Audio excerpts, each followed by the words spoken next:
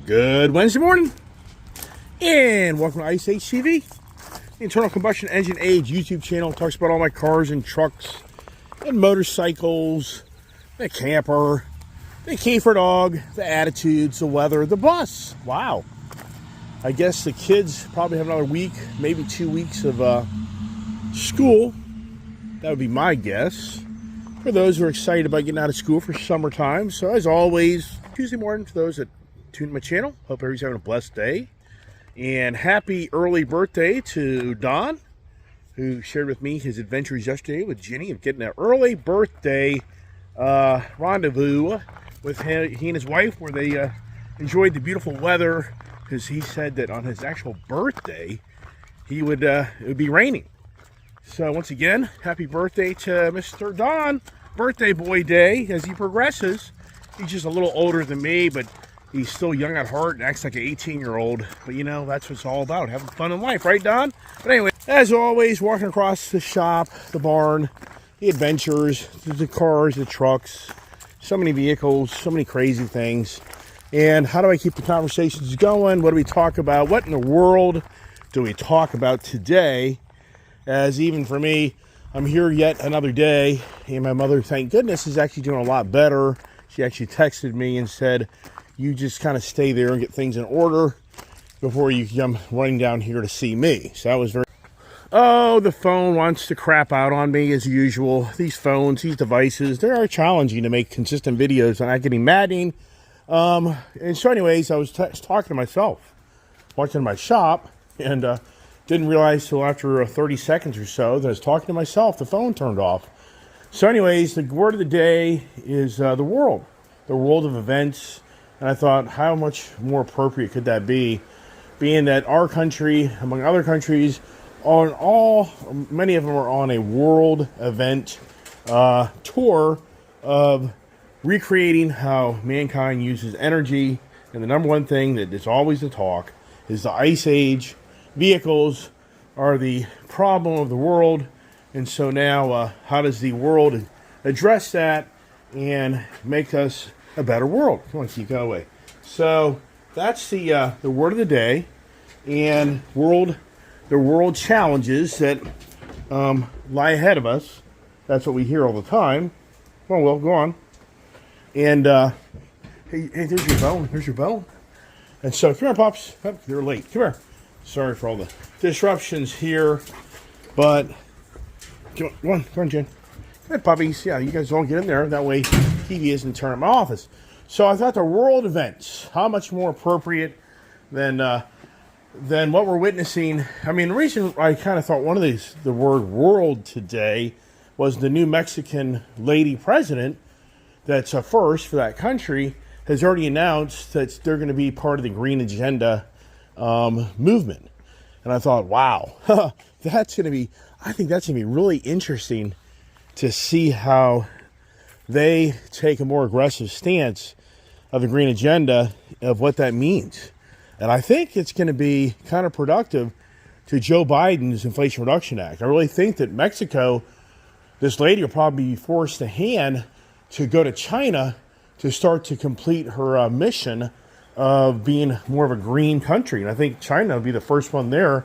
And I mean, and if you think of the ramifications of where it'll go, I think it's going to be huge. I think it's going to be very interesting to see if this plays out with this new lady president, and who's the first sitting president or vice president or secretary of state that goes charging down to Mexico and saying, don't go to China. Don't go to China. I'll be amazed if that doesn't happen. So it's a world event. And once again, our country, the Paris Accord, you can go through all the different things that are going on throughout the world that have everything to do with Mother Nature, Earth, and how mankind has ruined Mother Nature, and how mankind has to be better on taking care of Mother Nature. And it all comes down to the Green Agenda, which I talk about consistently on a consistent basis on my channel, because I called it Ice Age TV, because the internal combustion engine age is being challenged more than ever, and we're seeing all the different scenarios of it's already playing out in front of us, just for the resistance to EV age in this country, and the list goes on and on and on. As we sit here and look at my yet another crazy purchase of a Honda CBR Fireblade, and a lot of people, just like me, never been fixated on the Fireblade, but the Fireblade truly is an all-out race motorcycle. The CBR 1000 RR, it's a street. I mean, remember, for CB means city bike race, and the RR means total like ready race. So that's what those abbreviations are: CB, city bike race, and then ready race for the 1000 RR. Versus the Fireblade, it is race ready more than anything in the Honda production line of the street side. So what's really cool, I think, is the color scheme on the Fireblade, and I love the Honda Effort Twin color scheme as well. Finally got my tank bag mounted yesterday. This is such a comfortable motorcycle. It really is my favorite Effort Twin to date because it's easy to get off and on. And that's the challenge of these adventure bikes. If you watched my video last year, or this whatever time frame it was, when I was just looking to buy a Triumph Tiger 1200, the challenge was getting off and on the bike. So I had to launch myself onto the bike, and I truly came to closure that my adventure days were done because my sciatica and my leg started to act up with me having to launch myself up and off that bike off the foot peg. And so the good news is I can flat foot it and put my leg over the bike and be flat footed when I get on it. So it's not as challenging as the higher model adventure bikes. So if this bike required me to get off and on the foot peg, then I would not be buying this motorcycle. And my Green Rush friend, who is always pushing the Pan Am, I wouldn't ever say that I'd never get one, but the challenge is if it's requiring me to put my foot on the foot peg to launch myself on the bike, it shouldn't be a no for me. And so I know my friend Green Rush constantly brings up that idea. Or the Livewire. It's more about, I just have so much stuff, and I'm in a rural area, and the Livewire just doesn't really work. Because typically we're 100 plus mile riders when we ride our bikes. And the Livewire, I just can't see how it's realistic to have that bike and really go ride it, because we'd have to be looking for a charging station within 70 miles, 80 mile ride in. So I think it's a cool bike. So I'm not disagreeing with Mr. Green Rush that this is the bikes, cool bikes. Yeah, I think they are. I think the Pan Am CVO is badass. Yeah, would it be neat to have in collection? Yeah, but at the same time, you never know with me. I don't think anybody here would honestly say, where things are going next on my channel, because I'm just all over the place, which we talk about that all the time.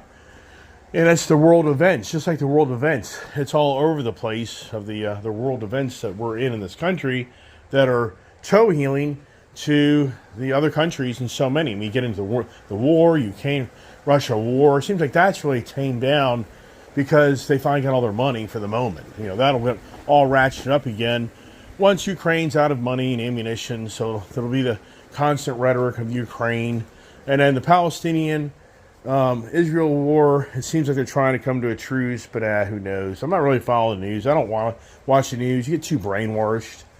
And so anyway, so the world events, I just thought it would be so appropriate to have that word today, because I just think that the influence of the world is on our doorstep more than ever because of, as we know, Donald Trump. He pulled out of the Paris Accord. He just saw it as a money laundering scheme. He just saw it as other countries enriching themselves. And he felt, why should our country continue to donate monies to what he felt was just be nothing in the end? And that's the thing. You look at the world events of what our country's already been involved in. I talked about it so many times on how the Ukraine-Russia war created the higher energy prices because Russia threatened to turn off the natural gas to the Europeans, and then the oil sanctions on Russia. But, it just cracks me up on how all that stuff has done nothing. Russia's still vibrant and moving along, and you would have people tell you that by cutting off their oil flow and selling it, as China undermines that, and other countries, South Africa, South America, these other regimes in power, they just take the oil. They just take the oil from a different part of the world market. So it really didn't change anything, but the world oil markets reacted. They didn't respond. They reacted to that whole scenario, and then it created the $100 plus barrel of oil. And it created the $5-6 diesel and $5-6 gas. But yet, it was never actually anything that really was going on to substantiate of why they did that. Look at the front end of this Afra Twin. I just love the gold. I love that gold look. I just love the look of the Afra Twin. You know, that's my problem. I buy vehicles, and I don't use them to their extent. I mean, I could easily be called out. It's like, are you ever going to ride that motorcycle to its capabilities? No, I'm not. Because I never have ridden that type of style motorcycle off-road at any great length. But, you know, I've witnessed this. I've gone on motorcycle rides with motorcycle groups, and I've seen guys older than me riding around these adventure bikes, and I've seen them just go up a dirt road and wipe out. You think I'm making that up? I'm talking about a dirt gravel road. I've seen guys on these bikes, you know, it's all about the look. It's like the Z06. I mean, all this stuff here. And you know as well as I do, most people can afford this stuff. Usually aren't the younger generation. It's usually the older generation, per se. And so are they really going to go out and do the crazy things that these things have the capability to do? No. Now, sure, there's definitely select few that are going to buy the Fireblade and use it for what it's built for. But for the most part, most won't. Like the Hellcats, all these things. The Bison. Am I really going to go out to back 40 and really just rip that thing up in the backwoods? And keep in mind, if I lived in a different part of the country and I just had more access to maybe that being more local, then yeah, I probably would to a degree, but not totally because it's too expensive. And you beat the crap out of it and tear it up? No way. I've been down that road. I've done that. You just buy junk stuff and beat the crap out of it. Ram TRX, that's my favorite truck. But right now, it's my favorite truck. Is how the thing sounds and rolls down the road. I don't know. You know, it's just I jump all over the place. That's why it's ever hard to say, hey, of all of your things you own, what do you love most? Right. And I'm like, yeah, it's challenging. And so anyway, so the world events, it's interesting that what's going on in our country, how this government is handing out billions of dollars and billions of dollars to create infrastructure to compete in the world, but to bring so much technology and manufacturing back stateside that this government is handing out. Basically, when it's all said and done, it'll be $1 trillion. It's like $780 billion for the Inflation Reduction Act. It's like $53 or $80 billion on the Science and Chips Act. And it'll always be more handouts at the end because so many companies require the blues. They just need a little bit more to accomplish their task. But on the CHIPS, I can't speak this morning, the Science and Chips Act, they're already showing challenges stateside of how many companies have set up shop here and they're building the semiconductor manufacturing capability, and they're hitting, it's challenging. And it really is going to be 2030 before these manufacturing really comes to life at full speed. And the thing is, then artificial intelligence is truly ramping up the demand for these artificial intelligence semiconductor chips. That's why NVIDIA is now like a 1,200 stock. Wow. Boy, oh boy, I wish I just had the brains to have taken my money so many years ago and just buy stocks that would be worth millions upon millions today. And yeah, would I actually outright own this stuff? I sure would. Yeah, I would. But for me, the knucklehead I am, no, I'm looking at the next greatest car that's coming out, or motorcycle, or in the, you know, I'm in the cars.com, or, you know, whatever it may be. So just yet, you know, think about what can I buy next versus the smart guys out there shopping the stocks. And what stock can you buy that's going to make you a millionaire? I mean, that many people did it. So as I drink my coffee here and you look at the eye candy, right? So the world events are changing with the semiconductor business, meaning this country cut off China back in like 2020. I think it was maybe under Trump, I could be wrong, that wanted to really tame down the semiconductor or the technology being shared with China. It was a military concern. So China lost a lot of ground with us of getting our technology. There was even companies being forced to get their key CEOs and high-tech people out of China for contributing to help China advance further than us on this semiconductor computing. So, and they did that. So China has really been kind of banned in so many ways from our country, giving them continued high-end technology. But China's responding to that. China is aggressively building out their own semiconductor business. And they really, many of the analysts feel like it's just going to be a matter of time before China really does come to the table with advanced technology that's going to be very close or every bit of what our country is accomplishing on its own. So, and the reason I'm bringing this up, the world events this morning, is because here stateside, we've got a governing body under Joe Biden that is struggling, in my views, trying with everything he can, taking the taxpayers' money to create the future. And we try to create the future of income. It's extremely challenging. You can just look at my YouTube channel that if you had told me 4 years ago, 4 years later, for all the time and effort I put into this thing, I'd make basically $15, $10, $15 a day, $20 on a good day on my channel, I'd have been like, no way. I'd been like, you're telling me if I have 12,000 subscribers and I've got 2,600 videos, then I'm making a measly $500 a month? I'd be like, what a waste of time. And the point of that is, it's the same thing that goes on in big business, small business. You try to create a future of what you think you'll make from your incomes, from your efforts and desires. And sadly, sometimes what plays out is it doesn't play out. And you end up having to go a different direction, close the doors, and move on. And I think that that's the challenge that this country is going to start to witness, is that in the world events, the other countries aren't just going to lay down and let this country dominate the world infrastructure of all this new technology and the green agenda. And I think that Mexico, this new president, lady from Mexico, announcing they're going to go full-blown green agenda, I think she'll be forced to hand to let China into her country. That's going to start manufacturing things for them to make them a more green agenda-based, state and country. And what comes with that? That comes with China's right in our own backyard, Mexico, and just how much longer can Joe Biden or any sitting government body push away China from infiltrating our own country to undermine what all this money's been spent to create domestic green agenda manufacturing.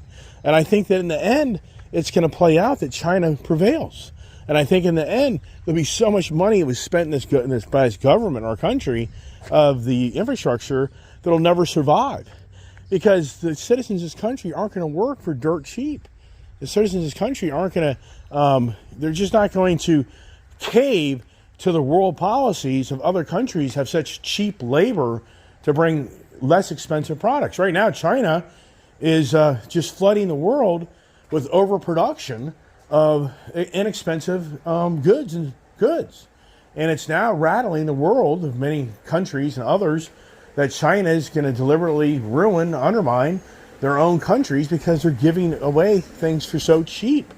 Remember, China's goal is to be the number one superpower, I think, by 2050. I think China's goal is 2050 to be the number one superpower of the world. And if you kind of just look at their military, you look at their infrastructure, you have to say that the odds are they're probably going to accomplish that because stateside, our country alone, if you look at our country, of what is going on, it just seems like more than ever our country is divided and unstable on us as patriots and us as sitting citizens are at such a disagreement of what makes things right versus wrong. And it's so bad that you have select individuals out there that are just mocking others on a consistent basis, on a daily basis, that they take these radical views and ideas.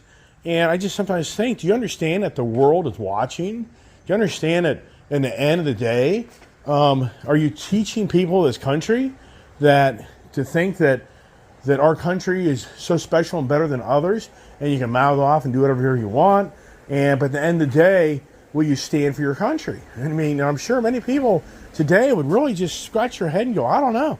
I just don't know if there's a third of the base in this country that just would rather see this country go to the ground. And I think that many would probably agree today that that's probably pretty accurate. That a quarter to a third of this country's base probably is so brainwashed that they feel that this country needs to be just shamed and, ruined and forced to start all over. And then here's its classic. So now the election time's getting closer. Just watch Joe Biden reverse all of his radical ideas. Just watch and how he'll start catering to the independents and maybe the moderates. I don't know. I'd be surprised on that. But the point is, here's already Joe Biden starting to make this ratchet up. Like, oh, the illegal immigration asylum thing, I think we need to reevaluate that. I think that maybe we need to get a little stricter on that. So I can guarantee you, as the president of our country gets closer to the election time, he'll start backtracking all this radical stuff that pisses the hell out of most people. And he'll start backtracking. And then he'll say, well, you know what? We're just going to go ahead and reverse that. And we're going to put things back the way they were before I was elected. I can about promise you that will be the rhetoric of Joe Biden when he gets ready to run for president once again. And he'll just backtrack everything that he said. I mean, it's just basically, but people are gullible. People don't really read and figure things out. And they'll just be sucked into the vacuum of their friends saying this guy Joe Biden, he's the best damn thing that's ever happened for our country. And he's the guy to go vote for because he's the best damn thing he's ever done for our country. But yet everybody that's in our country right now is scratching their head on how everything seems to be, it just doesn't seem to be right. It just seems like so many policies and views and ideology are just on a rise that aren't acceptable to the real true American blood and the brave and the freedom. I think so many feel like that's all changing right in front of our eyes. And change takes time. It doesn't just happen overnight. People know that for sure. So here's all the collection of vehicles, the Hondas. It's pretty incredible how it really has 7 Hondas. Think about this. I just bought 7 Hondas. Look, 1, 2, 3, 4, 5. Talon 6. But the Transalp is 7, which was traded for the Fireblade. So within 1 month's time, 7 Honda purchases. Who's done that? Who's done that on any YouTube channel? Anybody out there share these YouTube channels? It's just pretty incredible. The kid took the F-150 race truck out yesterday. That needs service. I mean, for me, I got a list of to-do things. My Bison truck here has to get an inspection for state of Virginia.